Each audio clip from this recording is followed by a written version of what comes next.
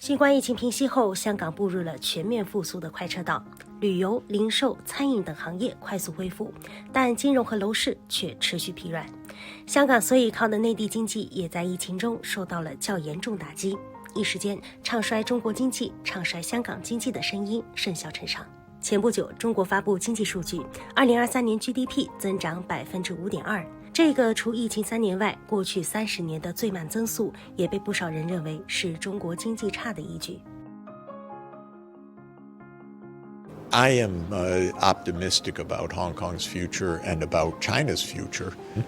I think China will continue to be a very dynamic economy and will also be producing a lot of the physical infrastructure, such as the 5.5G or the fast rail or the electric vehicles that the world demands, and Hong Kong will have a very positive and significant role as a world center of finance, corporate services, logistics, trade, and all of the other processes that go along with that. China will have good relations with most of the rest of the world, and that will mean positive economic developments.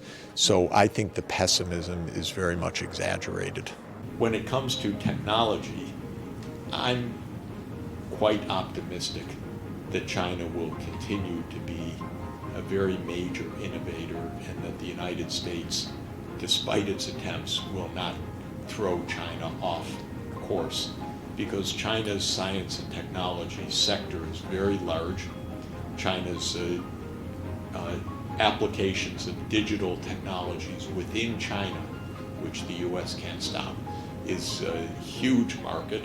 China's advances in AI, in digital connectivity, in 5.5G, in advanced computation, in all sorts of applications are very strong, and not only will continue, but keep China as the most low-cost competitive economy in the world in selling these goods.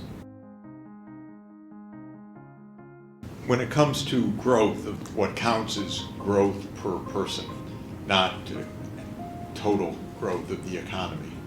So China this year grew at 5.2%, and the population was essentially zero. It declined slightly. The United States grew at maybe 2.5%, but the population grew at 0.5%. So the per capita growth in the US was 2%, the per capita growth in China was 5.2%. That's a pretty big advantage for China. In other words, the faster growth, what I call economic convergence, continues. China's growth performance is pretty good. It's slowing as China gets richer. This is to be expected because part of the rapid growth was catching up. But as the catching up has occurred, the growth will tend to slow. There are two other reasons why growth has slowed this year in per capita terms a bit, and one of them is the direct actions by the United States, which blocked China's exports to the U.S. market. So China's exports to the U.S. in 2023 were lower than in 2022. This was because of U.S. protectionism. And deliberately, the U.S. trying to slow the Chinese economy.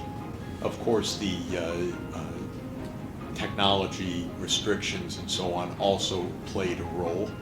The second factor is the financial stress in real estate and in some local governments. I don't personally regard that as a deep crisis. I regard that as a normal cyclical crisis. But it's not a deep crisis or a fundamental change of China's growth trajectory. My view is that China has what it takes to continue rapid growth per person. Of course, Hong Kong is one of the world's great financial centers, and it has one of the great high expertise in structuring complex finance. The sustainable development problem is a finance challenge to a very large extent. It's estimated that the climate challenge alone is between $5 and $10 trillion a year of investments needed worldwide. And Hong Kong can play a very important role in designing instruments for SDG bonds, for green bonds, for decarbonized energy system investments. And the whole world needs these investments, so everybody's looking for financing right now. With creative solutions, Hong Kong will be able to deliver low-cost, long-term capital to those who need it. And that is a fantastic role to play. Now, I'd say the same in New York or in London or in other financial centers, but Hong Kong has a big advantage, which is that the East Asian region is the low-cost producers of many of the key technologies, of electric vehicles, of 5G, of solar power, of wind power. China's, of course, a technology powerhouse, and China has programs like the Belt and Road Initiative. So Hong Kong is in a position to help to be the financial hub for this sustainable development transformation for African countries that are floating bonds, for West Asia, for the ASEAN countries, and so forth. And since this will be very large-scale financial flows, it's good business. And this is an area where Hong Kong can really develop expertise.